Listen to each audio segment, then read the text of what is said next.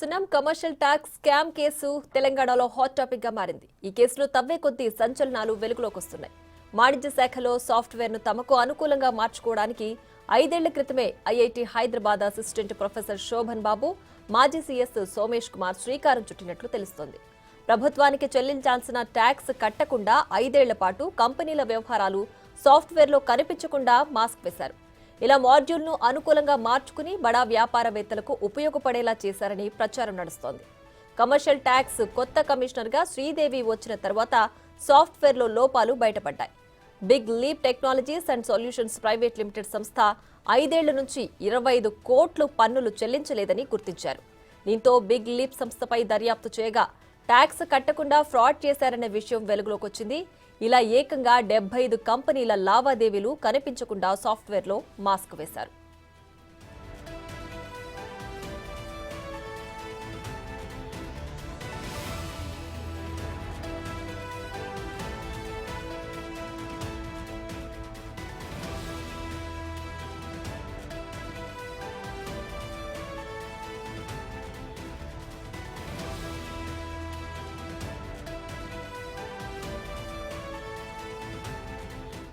ఇక మరింత సమాచారం మా ప్రతినిధి సురేష్ అందిస్తారు. సురేష్, చెప్పండి.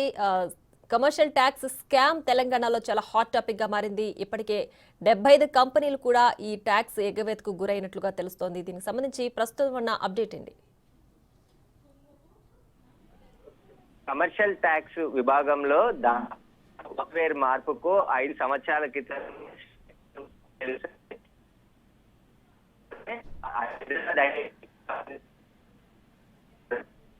ఈ కంపెనీ తయారు చేసి జరిగింది. కావాల్సిన వెసులుబాటులను తయారు చేసుకొని కొన్ని కంపెనీలకు సంబంధించి వారి రిటర్న్స్ ఎక్కడ కనబడకుండా ఆ కంపెనీ ఆ ట్యాక్స్ చెల్లించిందా చెల్లించలేదా అని తెలుసుకునే విషయాలు కూడా అధికారులకు తెలియకుండా కేవలం అందులో ఉన్న నలుగురికి మాత్రమే తెలిసే విధంగా అక్కడ ఏర్పాట్లు చేసుకున్నారని చెప్పేసి కూడా తెలుస్తుంది. అయితే దాదాపు మొత్తం ఇప్పటి వరకు 75 కంపెనీలకు సంబంధించి 1000 కోట్లు, అంటే దాదాపు 1000 నుంచి 1400 కోట్ల రూపాయలు చెల్లించకుండా 5 సంవత్సరాల నుంచి ఆ కంపెనీలపై ఎలాంటి చర్యలు తీసుకోకుండా సిఎస్ సోమేష్ కుమార్ సహకరించినట్టు అధికారులు గుర్తించడం జరిగింది. దీనిపైనే పూర్తి దర్యాప్తు చేయాలని చెప్పేసి కూడా పోలీసులకి ఫిర్యాదు చేశారు. కానీ ఇప్పుడు సిఐడికి కేసు బదలాయించారు. సిఐడి పూర్తి సమాచారం తీసుకొని కేసులో ఎవరెవరి పాత్ర ఎంతవరకు ఉందనే దానిపై విచారించబోతుంది. అదేవిధంగా ఈ సాఫ్ట్వేర్లో అనేక మార్పులు చేసి కమర్షియల్ ట్యాక్స్కి సంబంధించిన ఏదైతే ప్రభుత్వానికి కట్టాల్సిన ట్యాక్స్కి సంబంధించి ఇప్పటికీ కట్టకుండా, ఎందుకంటే దాదాపు 5 సంవత్సరాల నుంచి వాళ్ళు ఎలాంటి ట్యాక్స్ చెల్లిస్తున్నారో చెల్లించట్లేదా అనే ఏ విషయాలు తెలుసుకోకుండా కొన్ని కంపెనీలకు సంబంధించిన లావాదేవీలపైన మాస్క్ లాంటి సాఫ్ట్వేర్, ఎందుకంటే ఆ డీటెయిల్స్ ఆ కంపెనీకి సంబంధించిన ట్యాక్స్ డీటెయిల్స్తో పాటు వాటి వివరాలు కూడా ఎవరికి కనబడకుండా ఈ సాఫ్ట్వేర్లో మార్పులు చేసి అందించడం జరిగింది. ఈ సాఫ్ట్వేర్కి సంబంధించి హిందూపూర్ నుంచి కూడా ఐపీ అడ్రస్తో ఆపరేట్ చేసినట్టు అధికారులు గుర్తించారు. అసలు అక్కడి నుండి ఎందుకు ఆపరేట్ చేయాల్సి వచ్చింది? ఐఐటి హైదరాబాద్కి అందించారు కాబట్టి వాళ్ళ ఆధ్వర్యంలోనే ఉండాలి, లేదంటే కమర్షియల్ ట్యాక్స్కి సంబంధించిన అధికారులకు సంబంధించి పాస్వర్డ్ యూజర్ ఐడి ఉంటేనే ఓపెన్ కావాలి. కానీ బయటి వ్యక్తులు కూడా దీన్ని ఆపరేట్ చేశారంటే అసలు ఏం జరిగింది కమర్షియల్ ట్యాక్స్లో?